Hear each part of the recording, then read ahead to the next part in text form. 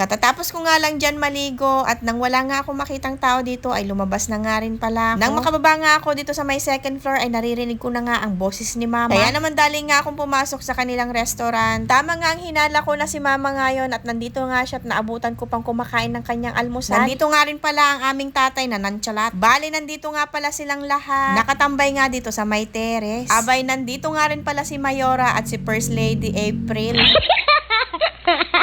Mula nga dito sa may taas ay tanaw na tanaw mo nga ang napakagandang tanawin. Napakaganda nga din ng dagat na napuntahan namin dahil napakalinaw nga ng tubig. Wala ka nga din makikitang dumi at kalat nga sa paligid. Nandito nga rin pala si Ate Jamira na nagsosolo nga dito sa may gilid. Nagpunta nga din pala ako dito sa aking kapatid na bunso. Abay nautusan pa nga ako, nakuhanan ko nga daw siya ng picture. Sabi ko nga sa kanya ay ayusin niya ang kanyang mukha. Kaso nga lang ay parang wala ng pag-asang maayos.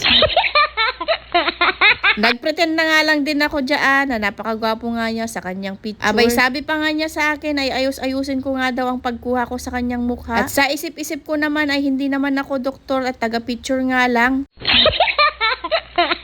Abay, hindi pa nga siya makontento at nagpakuha pa nga siya ng stolin habang sumisip-sip ng kape. At heto nga ang itsura ng bar restaurant nga dito sa may hotel. Ilang saglit nga lang ay dumating na nga rin ang aming almusal. Isa-isa na nga sinerve ni kuya ang mga pagkain. Eto nga ang pagkain ni Achilles, tosino at itlog. Kaso nga lang itong si Achilles ay ayaw nga niya ng tosino kaya pinalit ko nga dito sa aking kapatid. Dahil ang kanyang pangkain ay corned beef at saka 2 itlog nga din. Hindi kasi nasanay si Achilles na nag-uulam nga ng tosino. Tinay ko naman sa kanya ipatikim yung tosino kaso nga lang ay ayaw talaga niya. Eto nga din naman yung pagkain ko na halos pare-parehas nga kami ng aming mga pagkain. Tosino na may itlog nga din para kay Ate Jamera at para kay Ate Daniela. Kumakain na nga kami dyan pero wala pa nga yung dalawa kong pamangkin dahil naliligo pa nga sila sa may dagat. Kakain na nga sana ako kaso nga lang sabi ni ate yung pagkain ko nga daw ay para sa aking pamangkin na si Hansel. Dahil hindi pa nga daw sinoserve yung pagkain para sa amin. Ate na nga lang pala ang nag-order ng mga pagkain ito dahil naliligo pa nga ako kanina. At sila na din pala ang nag-decide kung ano nga yung kakainin ko. Bali parehas pala kami ng pagkain ni ate na American breakfast nga daw ang para sa amin. At dahil sila lahat ay nandyan na nga ang kanilang pagkain kaya nauna na nga rin silang kumain. Dahil siguradong nagugutom na nga yung mga bata. Nag-request nga itong si Ate Daniela ng kanyang kape. Parang hindi nga niya nagustuhan ng kanyang lasa. Heto nga pala yung in-order ni Ate Daniela na kanyang kape. Curious yata sa mukha ni Daniela itong si Ate Jamira kaya tinikman nga din niya. Tinanong ko nga kay Ate Jamira kung anong lasa. Pero base sa kanyang mukha ay siguradong di na nga masarap. Sa wakas nga ay dumating na nga rin ang aming pagkain. Ito nga palang tinatawag nilang American breakfast. Aba siya. Naglaro nga na naman ng yaman-yamanan itong inyong ante. Minsan na nga lang magpanggap, inaasar nyo pa. Pero halata naman sa kanyang galaw na hindi nga siya sanay. At dahil nandyan na nga ay panindigan na nga natin. Wala nga naman tayong ibang magamit kung hindi nga lang yan dahil yan lang naman ang binigay nila. Minsan lang nga tayo maging mayaman kaya panindigan na nga natin. Kaya sabi ko nga sa kanila huwag nga silang maingay at baka mahalata nga kami nagpapanggap lang. Kay aga-aga nga ay nagsisente nga itong babaeng ito kaya inabutan ko nga siya ng kanyang tissue. Yan lang mga may for today's mini vlog. Thank you for watching. God bless. Bye-bye.